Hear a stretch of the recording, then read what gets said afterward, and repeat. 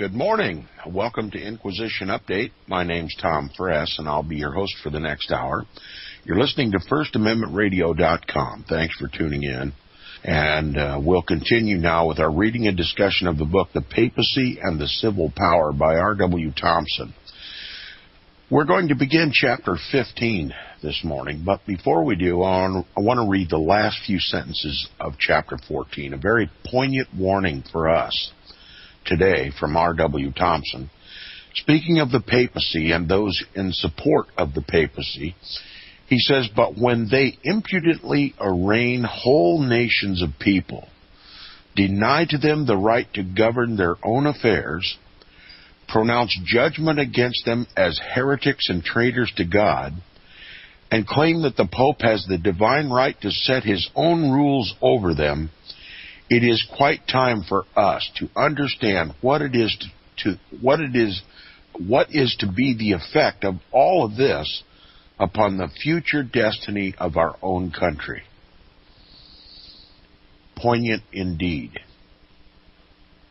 The whole exercise of reading this book on Inquisition Update is to assess the papal threat to this country. And R.W. Thompson continues, he says, "But this question can be more satisfactorily considered when we shall have learned something more of the working of the papal system, which we are now asked to adopt in preference to that which has placed us in so eminent a position among the nations." Now, this is an indirect reference to the Papacy's encyclical and syllabus of error of 1864, which was the primary concern of R.W. Thompson at the time of the writing of this book. That the papacy, in that encyclical and syllabus, enumerated all of the anathemas that the papacy placed upon our form of government and upon the liberties embodied in our Bill of Rights, and simply suggested that he was the God of this world, and he was the King of kings and Lord of lords, and he wished to bring this nation and all the other nations that had rebelled against his authority back under his authority, which demands a complete reconstruction of our Constitution, or an elimination of it altogether, and the replacement of our bottom-up form of government to one that is hierarchical. In other words, dictatorial and tyrannical. And if we see, if my listeners see that our government has become more dictatorial and top-down in contradistinction to its original form, then we have good reason, ample reason to suspect that the papacy, little by little, through Roman Catholics in government, have overturned our government without informing the people. Now, R.W. Thompson says, in order to understand how this has affected our country today, we need to learn more about the history of England and other nations where the papacy has done likewise.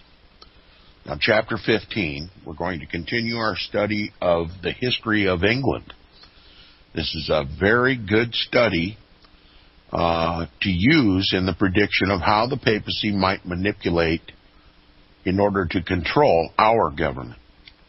This is Chapter 15. We're going to outline the chapter through the typical brief preludes that R.W. Thompson gives in the book.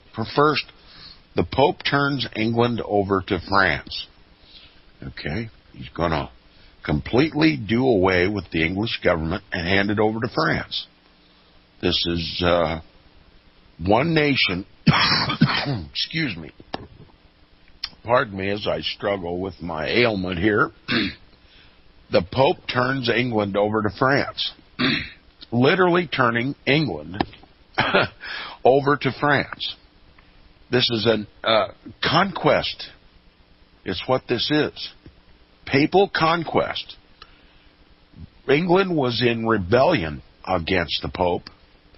So the Pope used another nation to conquer England. He's going to talk about the resistance of the barons. The barons of England threw up a resistance to this. He's going to talk about John resigns the crown to the Pope. That was John, the King of England, resigns his crown to the Pope. We're going to talk about a Roman Catholic prelate by the name of Langton, which we've already mentioned. The charter of Henry I. The barons form a league. Langton supports the barons, which results in the Magna Carta, and John swears to obey it.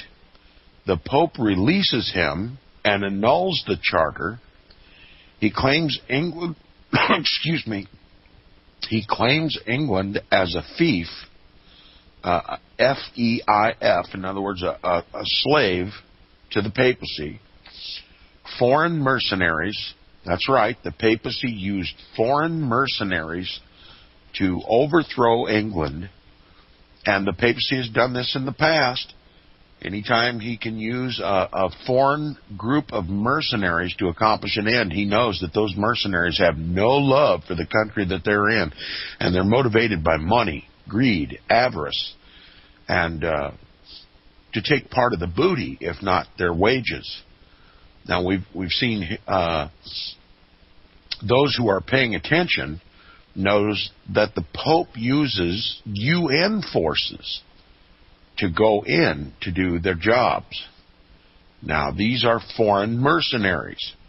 The papacy resorts to foreigners to accomplish his conquest when no other means is available. We're going to talk about Henry III, the Italian and foreign priests. That's right, the Pope used Italian and other foreign priests to replace the domestic Roman Catholic priests of England who were loyal to their country. Okay, the king promises to observe the charter. The Pope again releases him from his obligation to observe the Magna Carta. Appeals to Rome, Peter Pence, immunities of the clergy. This is one of the most outrageous aspects of all of this, that the priests of Rome conducted murders within England as though they were little gods, and they were not held to account. And you'll find this to still be the case today, and it's nowhere more obvious than in the case of the pedophile priest pandemic in the world. These priests go scot-free. All right, they murder with impunity. Speaking of the murders of these immune Roman Catholic clergy, excuse me again, we're going to speak about the House of Commons established. That's an attempt to put the commoners, the people who had been so brutalized by these wars between the King of England and the Pope, the people were caught in the middle. And they were not considered in any of the moves, either of the Pope or the King. And they were the ones who suffered the brunt of the abuse taking place from both. So they established a House of Commons where the common people had a direct influence in the government. Now the Pope again releases the king from his oath, which led to civil war. And the barons were defeated. The treatment of the king and the Pope. Edward I confirms the charter. The Pope releases him.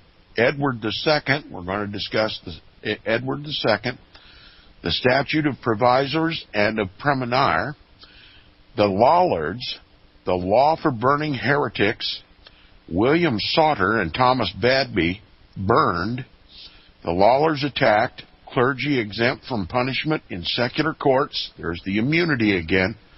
See, this all keeps coming up over and over and over again.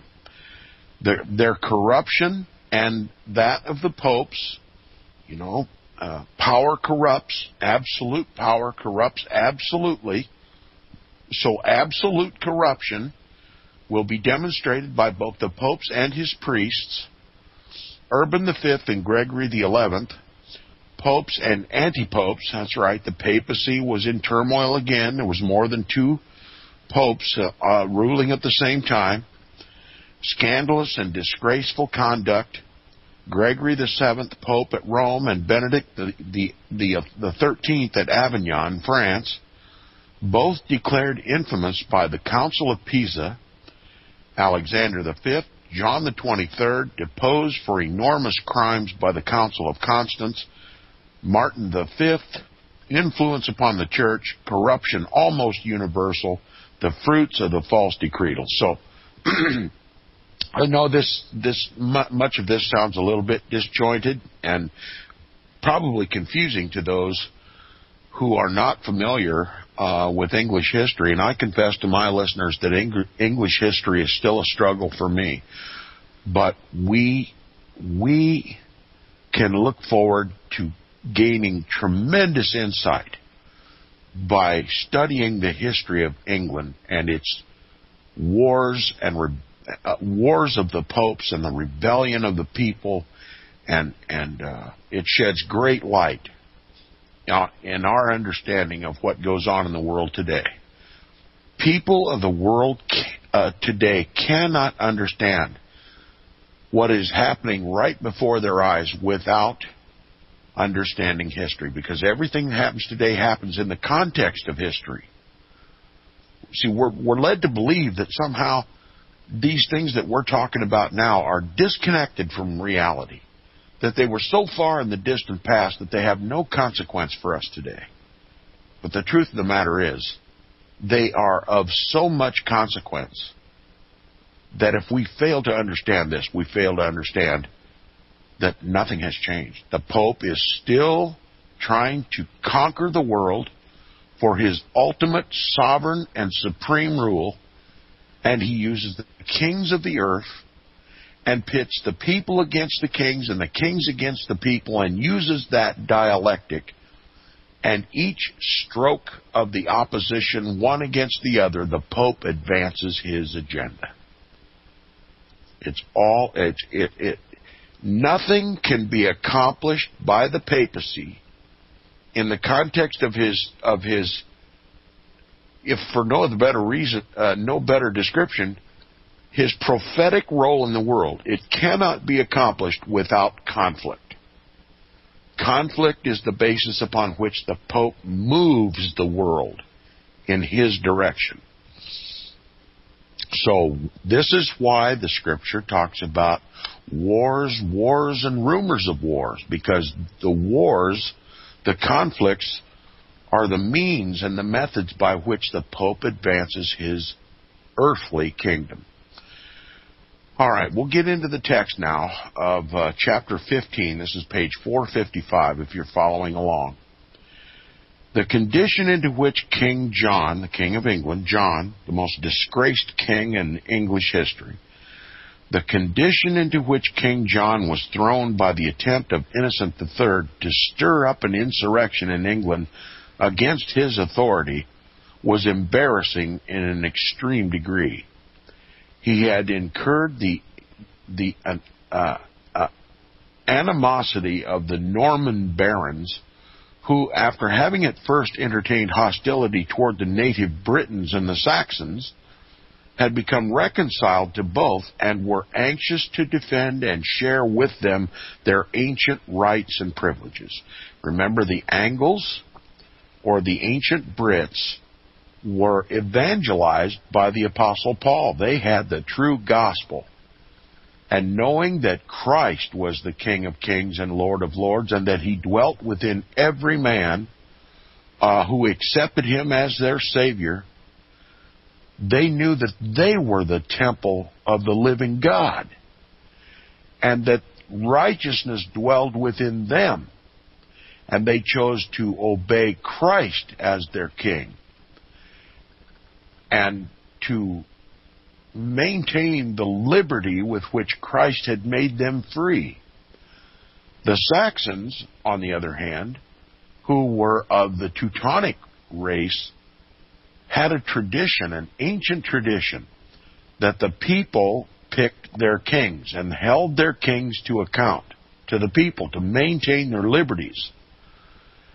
These two groups of people melded together in England to form what is known today as the Anglo-Saxons, and they are the greatest warriors for peace.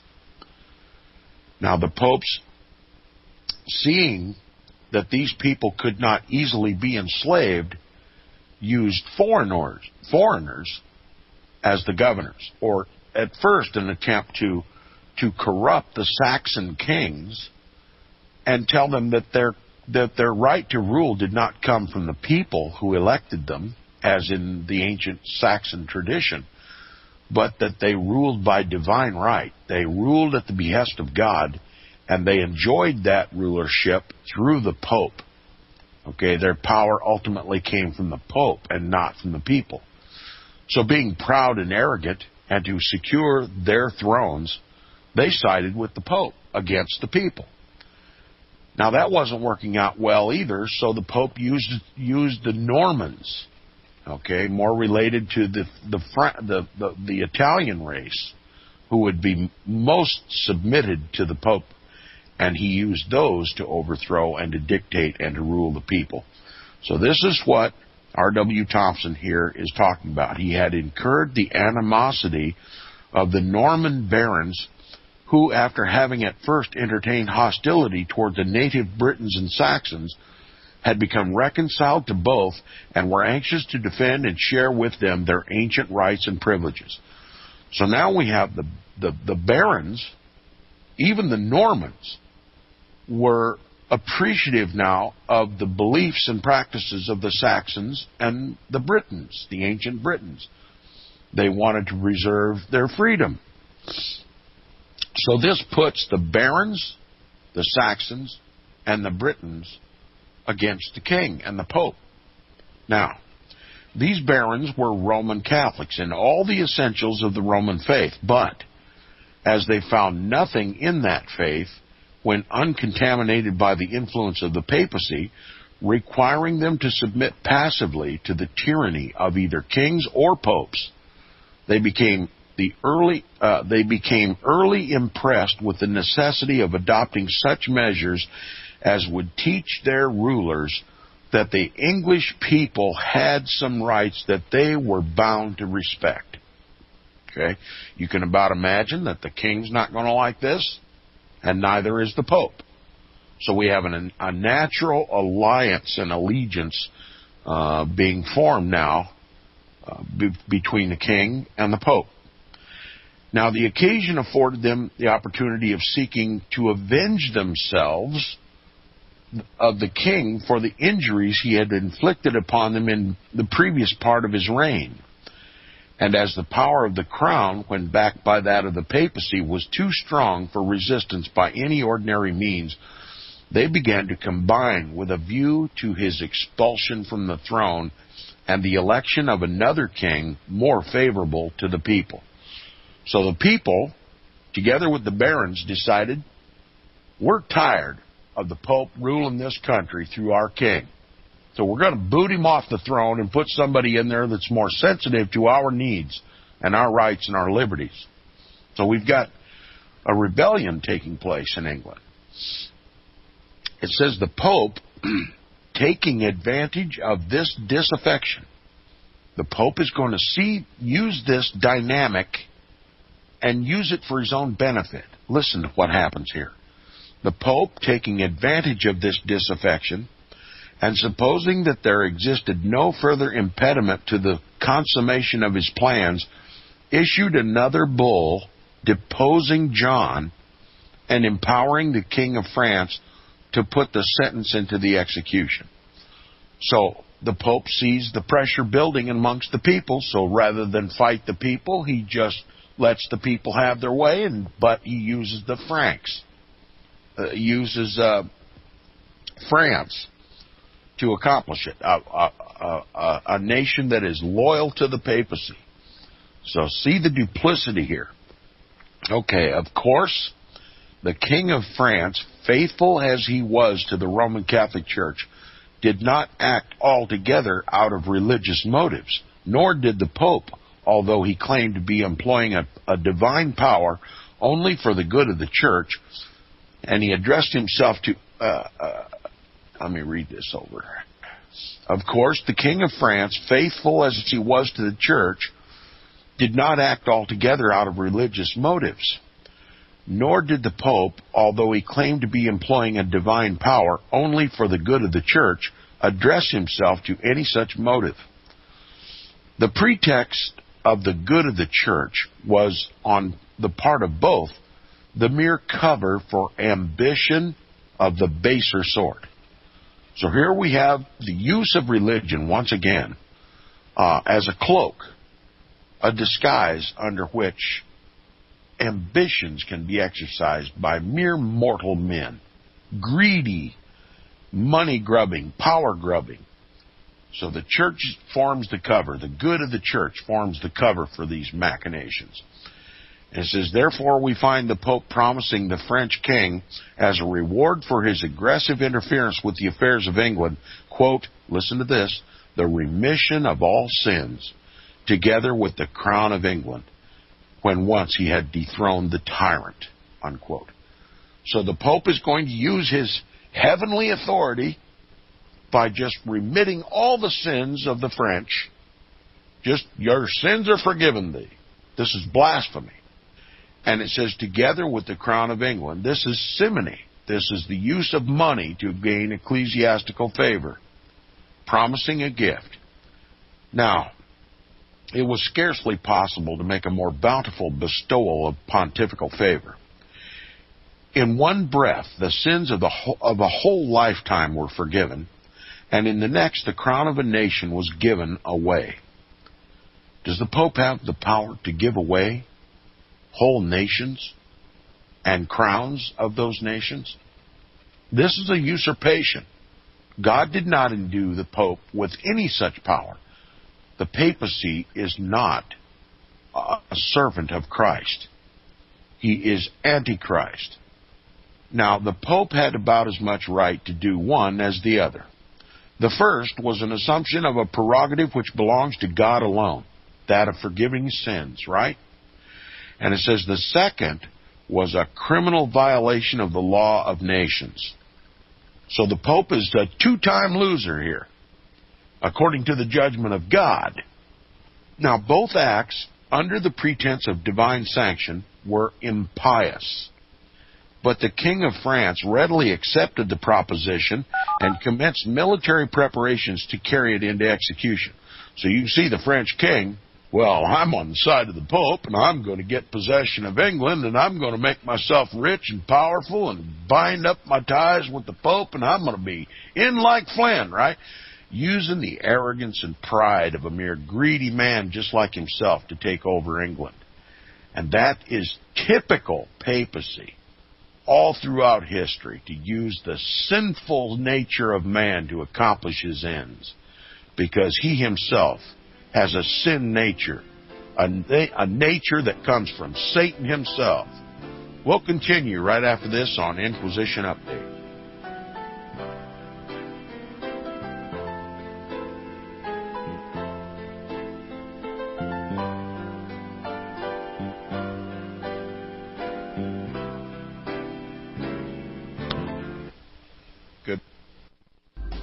Years ahead of the dominant media, FirstAmendmentRadio.com and FirstAmendmentRadio.net.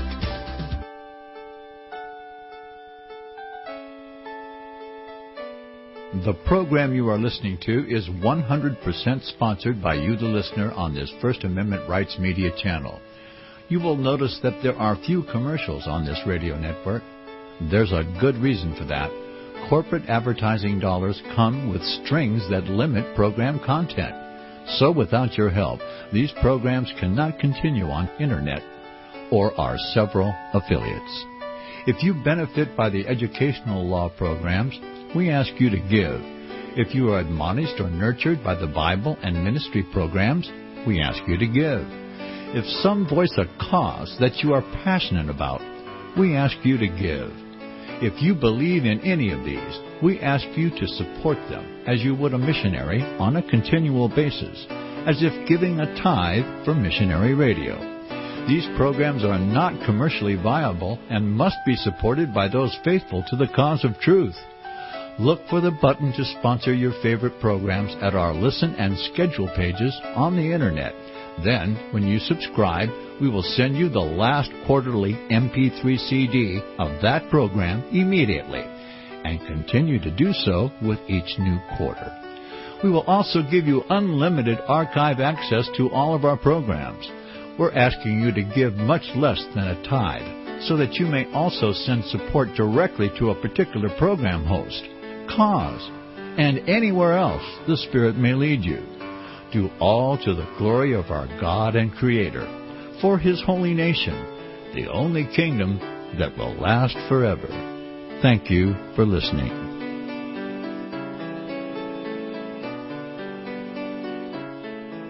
Visit crosstheborder.org, CROSS, crosstheborder.org, to get your print, EPUB, or PDF version of the book, The Rapture Will Be Canceled. That's crosstheborder.org. I know you all want answers, and believe me, so do I, and I'll do my best to get them. Despite Nicolas Cage's promise to do his best to get left behind rapture answers for us, don't hold your breath. Not everyone believes Left Behind is true prophecy. Some may even regard as conspiratorial the mainstream re-release of the Left Behind movie with actor Nicolas Cage portraying the main character as an attempt to further reinforce in the minds of all this perception of false prophecy in order to condition the masses for the play about to begin. If you want true Bible prophecy answers, get the book, The Rapture Will Be Canceled. The author exposes the Latin rapture origin, the 7-year tribulation deception, true Bible revelation of Daniel's 70 weeks, the abomination of desolation, the restrainer, America in the Revelation, the image of the beast and the mark of the beast, and the truth about God's chosen people, and so much more about Bible prophecy. This book will shatter the Left Behind paradigm of future events. Get the book, The Rapture Will Be Canceled. Visit crosstheborder.org, CROSS, crosstheborder.org, to get your print, EPUB, or PDF version of the book, The Rapture Will Be Canceled. That's crosstheborder.org.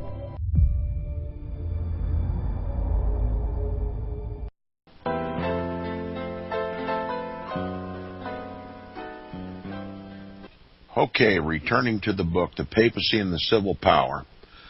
The Pope raises nation against nation and kingdom against kingdom. The Pope instigates wars, more wars, and the threat of war to advance his purpose in the world, that is, global conquest.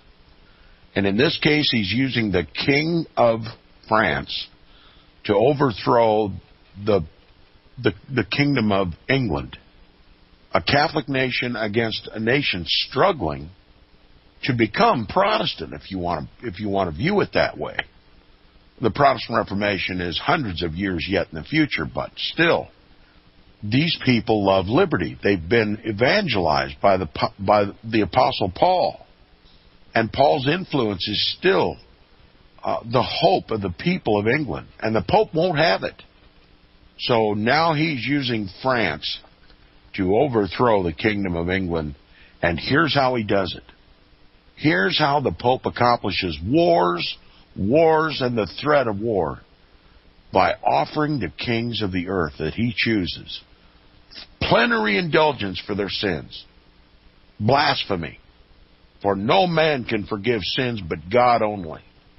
And then he uses bribery through the taking advantage of the natural sinful tendencies of man to greed and avarice, simply promises to award the King of France the crown of England, and all of this takes effect the moment that he takes the English king off his throne. Now, but the King of France readily accepted the proposition and commenced military preparations to carry it into execution. So we have the threat of war. And the Pope, however, was too cunning a politician to permit measures to be carried to extremes, so long as there was a possibility of accomplishing his ends by other means. For he was sagacious enough to see that with Philip of France in possession of the English throne, he might have an adversary far more formidable than John to deal with. So you comprehending this? All the while, the Pope is promising plenary indulgences to the King of France, promising him the crown. He's also setting up countermeasures to make sure that he doesn't accidentally create an uncontrollable monster in opposition to the papacy in the process. You see how he's hedging his bets here? The papacy is a master manipulator. He's got a double motive here. He wants England under his sole authority, and he wants to use France to do it, but he doesn't want to create in France a monster that he can't control, being a combination of France and England. If that should ever turn against the papacy would be a sure loser. So the Pope's hedging his bets here. Now it says, accordingly, he, that is the Pope, sent a legate to John to excite his fears by telling him that the barons would take the side of Philip and to remind him of his unpopularity with the people. He hoped to bring John to terms without complying with his promise to Philip, for like many other popes, he always interpreted the law of God as if it had been made flexible and yielding merely for the purpose of advancing the papal ambition. As the courage of John had already begun to fail, the legate had little difficulty in impressing his mind with the views of the Pope, who, notwithstanding the anathema of the Church rested upon John's head, was still willing to treat with an excommunicated heretic if thereby he could add to the power of the papacy. See, so the Pope's not pristine. He'll negotiate with an excommunicated heretic. Remember, the Pope condemned the King John, excommunicated him from the Church, reduced him to a groveling, sniveling heretic to be burned. But now the Pope's negotiating with him, hoping to stave off this war of France, with the consideration that if he can get John to concede to all of his demands, France won't be necessary, and the Pope will rule over both France and England with no threat of France and England uniting against the Pope. All right. When this legate, therefore, found that John had become alarmed at the formidable alliance against him, he developed the whole papal plan by telling him that his only remedy was to put him wholly under the protection of the Pope, which he could do by becoming a dutiful son of the Church and by promising to perform whatsoever the Pope should enjoin upon him. John, caught in the papal net, finally consented to these humiliating terms and agreed to take the necessary oath. What does the Bible say about taking oaths? Let your yeas be yeas and your nays be nays, and anything further than that cometh of evil, doesn't it? So here the man of sin is going to require an oath to be taken of John. Now, however, when the legate came to explain the terms of the surrender, he insisted that as John's offenses were, quote, against God and the Church, unquote, as all offenses against the papacy are yet regarded by the advocates of infallibility, he must also resign the crown into the Pope's hands.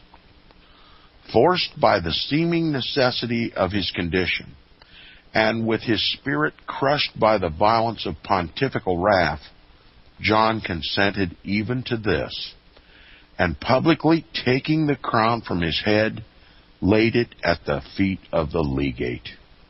He literally laid his crown at the feet of Antichrist. He then signed a charter, resigning to the Pope the kingdom of England and the lordship of Ireland, And thus the King of England became a vassal of the Pope of Rome, promising to pay 1,000 marks a year in money and binding all of his successors to like obedience. And you better believe that when the Pope drags out his secret weapons against England, this is it, that John capitulated and that John consigned all of his successors to be vassals of the papacy. This is the claim that the papacy has over Protestant England today. Now, all of this was done without any regard whatsoever to the interest or the wishes of the people, who under the impious pretense that God required it, were transformed from one despot to another like cattle sold in the public market. And thus Pope Innocent III, by virtue of authority derived from the forged decretals, remember the whole papal power, the whole papal pretension, the whole office of the papacy stands on these false decretals, forgeries, man-made fakes, universally accepted. Nobody debates this anymore. Nobody can defend those false decretals, but the papacy still insists that they form the basis of his authority on the earth. And the kings of the earth submit. Why? Because the Pope, under the pretense of being the vicar of Christ on earth, can raise up nation against nation and kingdom against kingdom, and can literally bring any king to heel if he so chooses. He says, and thus Pope Innocent III, by virtue of authority derived from the forged decretals, the pseudo-Isidorian decretals, planted his feet upon the necks of the English people. Even Lingard, remember he was a papal legate, even Lingard, conscious of the iniquity of the act, cannot refrain from saying that, quote, this transaction has heaped everlasting infamy on the memory of John, unquote, and he might with equal propriety and justice have added like infamy upon the memory of Innocent III, who planned, plotted, and contrived it by fraud, usurpation, and deceit, all covered up under the flimsy disguise of infallibility. And yet, infamous as it was, it is not at all too strong to say that Pope Pius IX would avail himself of the same disguise today or tomorrow to do the same thing in England or the United States or any other country under like favorable circumstances. So, again, R.W. Thompson is telling us, take heed what the popes did in England, because the Pope, even their successors as far as Pope Pius IX, still have these prerogatives, still have these motives, and can still raise kingdom against kingdom and nation against nation and perpetuate wars, and the threat of war upon the people of the earth. The whole purpose of which is to conquer the world eventually and to seat himself as King of Kings and Lord of Lords without opposition. Now, John, having thus traded away the crown of England to the Pope, to the disgrace of both the seller and the buyer, the dissatisfaction against him became intense throughout the kingdom. Langton, who, though the Pope's legate, now get this, Langton, though the Pope's legate, sympathized with the barons, and in order to stimulate their zeal, he made known to them the existence of an old charter granted by Henry I, a fact which was of the utmost importance to their cause, but of which they were previously ignorant. Thus notified of this important grant, the barons were easily induced to enter into a league or confederacy to secure the greater degree of independence upon the basis of the old Saxon liberties. Okay, so we're digging out deep down in the drawer, and we find this charter granting liberties to these Saxon people. And this Roman Catholic legate, Langton, has become sympathetic to the people and has offered them a defense, this old charter. And it says, when this movement was made known to the Pope, he was gratified, not because he desired or intended that the barons should obtain any additional liberties, but because he'd hoped that the breach between them and the king would become so irreconcilable that they could not unite against him. For he understood perfectly well that if the king and the barons were united in opposition against him, they could soon terminate all his usurped authority in England. The Pope again hedging his bets. Now, but Langton understood the policy and the schemings of the crafty Pope and was determined that his countrymen should not be deprived of their ancient Saxon liberties, since they were preparing to make such noble efforts for their restoration. He was familiar enough with the papacy to foresee the degradation into which they would be plunged if the Pope should secure his triumph. And he accordingly brought himself under the suspicion of the Pope, who sent another legate to England and demanded a second resignation of the crown by John and an additional treaty sealed with gold instead of wax. When this demand was made, the king, already humiliated to an unparalleled degree, consented to it. But Langton protested against it, because it was apparent that the king had by this time resolved to oppose the cause of the barons, and had promised to protect John against their demand for their ancient liberties. Langton's protestations greatly incensed the Pope, who could not understand how a papal legate could espouse the cause of English liberty. But he was afraid to proceed immediately to extremities for fear of open resistance by the people, who were now beginning to turn something of the rights out of which they had been cheated by treacherous rulers under the dictation of equally treacherous popes. See, the Pope truly fears the people, because the people, if they are possessed of the truth that Christ is the King of Kings and the Lord of Lords, the people are unconquerable. All right, the barons were not appeased by the conduct of either the king or the Pope, but renewed their league and courageously resolved to demand the reestablishment of the charter of Henry I. When they made this demand of the king, he, backed by the Pope, refused it. Okay, the people went to seeking liberty under this charter, and the Pope and the king refused it. They don't want liberty. They want the people enslaved. Now, they then took up arms, acquired possession of London, and besieged the king in the Tower. Were they justified in this? Were they justified in this? Undoubtedly they were. There are two kinds of government, one of law, the other of force. When the latter, force, seizes upon and destroys the natural and inalienable liberties of a people, they have the right to reassert them by whatsoever degree of force may be necessary to resist the usurpation. In that condition, the English people were then placed. Their former freedom had been guaranteed to them by all the proper forms of law. And when kings and popes, by unrighteous combinations, had disregarded the law and set it aside, they were justified in resuming their position of independence, even at the sword's point. And the barons showed themselves capable of performing this great work, for they soon compelled the king to sign two charters, one of which was the Charter of Liberties, or the Magna Carta, which is yet regarded as the foundation of the present liberties of England and the United States. Being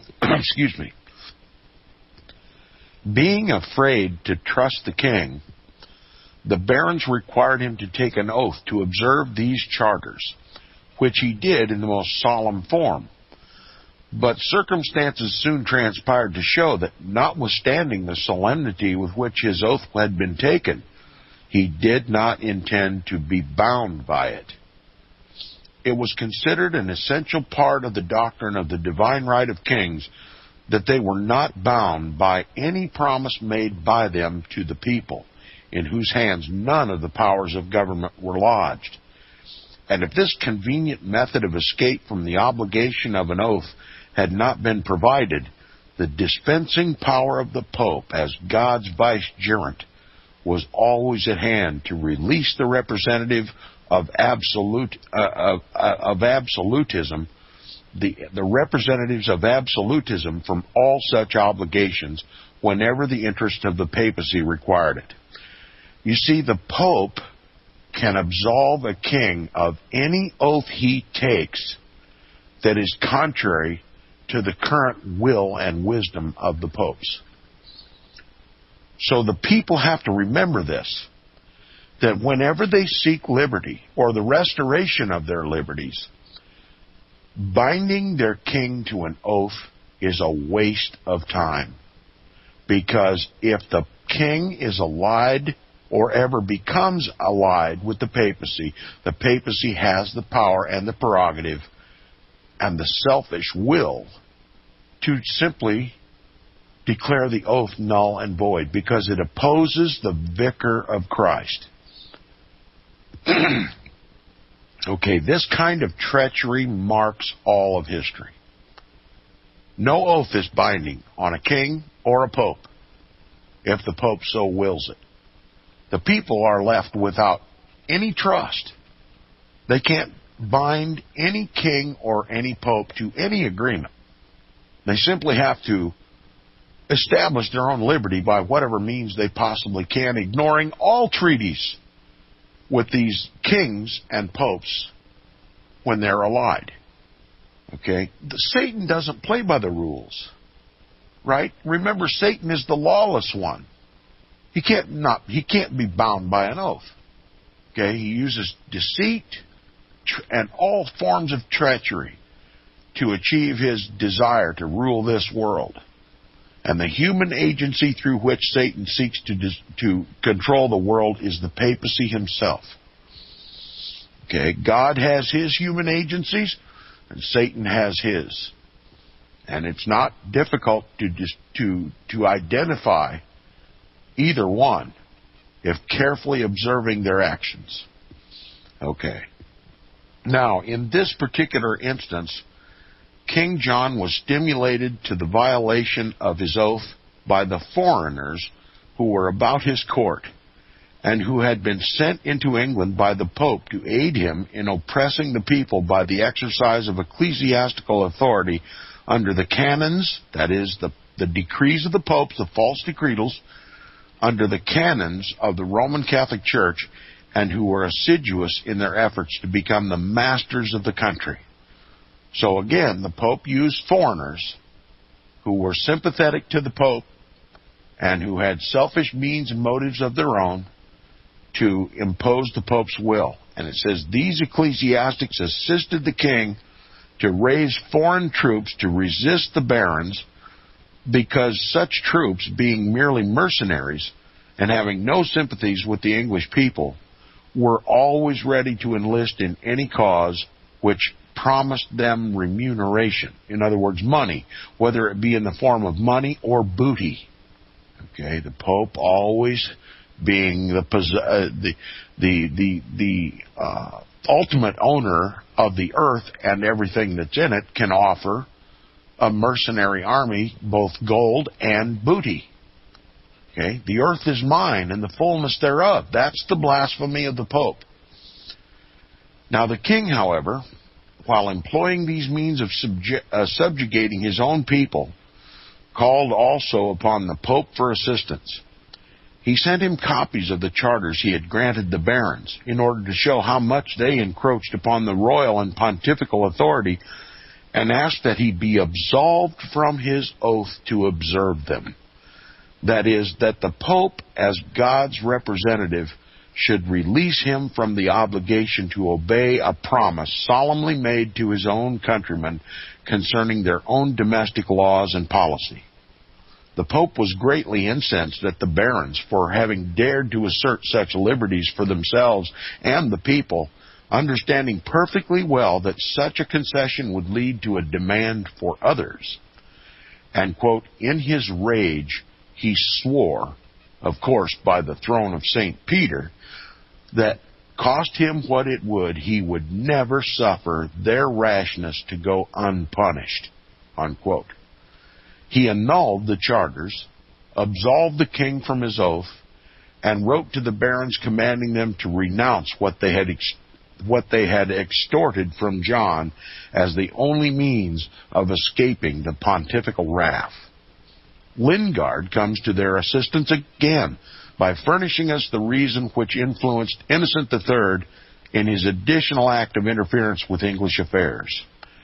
After naming several, such as the violation of their fealty to the king by the barons, the fact that they had presumed to sit in judgment upon the conduct of their king, and the additional fact that John had agreed to take part in the Crusades and was therefore entitled to protection, he proceeds to say, quote, lastly, England was become the fief of the Holy See, and they, that is the barons, could not be ignorant that if the king had the will, he had not at least the power to give away the rights of the crown without the consent of his feudal superior, that is, the Pope. He, the Pope, was therefore bound to annul the concessions which had been extorted from John, as having been obtained in contempt of the Holy See, to the degradation of royalty, to the disgrace of the nation, and to the impediment of the crusade, unquote. Now, could anything show more satisfactorily the nature of the divine power over the temporal affairs of nations exercised by this godless Pope Innocent III and now reasserted by Pope Pius IX? In this particular case, it went to the extent of claiming plenary jurisdiction over the entire domestic policy of the kingdom by denying to the king any power to grant additional liberties to the English people without the consent of the Pope. The papacy has always taught, and will continue to teach that no right may be obtained unless it comes from the Pope, and that he may, having given you that right, he may remove it at any time. The King of Kings and the Lord of Lords, a counterfeit of the true, the papacy, is not of Christ, he is of Antichrist, the lawless one, the son of perdition. Let it ring in the hearts of every American. I'll see you tomorrow on Inquisition Update. Visit crosstheborder.org, CROSS, crosstheborder.org, to get your print, EPUB, or PDF version of the book, The Rapture Will Be Canceled. That's crosstheborder.org. I know you all want answers, and believe me, so do I, and I'll do my best to get them. Despite Nicolas Cage's promise to do his best to get left behind rapture answers for us, don't hold your breath. Not everyone believes Left Behind is true prophecy. Some may even regard as conspiratorial the mainstream re-release of the Left Behind movie with actor Nicolas Cage portraying the main character as an attempt to further reinforce in the minds of all this perception of false prophecy in order to condition the masses for the play about to begin. If you want true Bible prophecy answers, get the book, The Rapture Will Be Canceled. The author exposes the Latin rapture origin, the 7-year tribulation deception, true Bible revelation of Daniel's 70 weeks, the abomination of desolation, the restrainer, America in the Revelation, the image of the beast and the mark of the beast, and the truth about God's chosen people, and so much more about Bible prophecy. This book will shatter the Left Behind paradigm of future events. Get the book, The Rapture Will Be Canceled. Visit crosstheborder.org, CROSS, crosstheborder.org, to get your print, EPUB, or PDF version of the book, The Rapture Will Be Canceled. That's crosstheborder.org.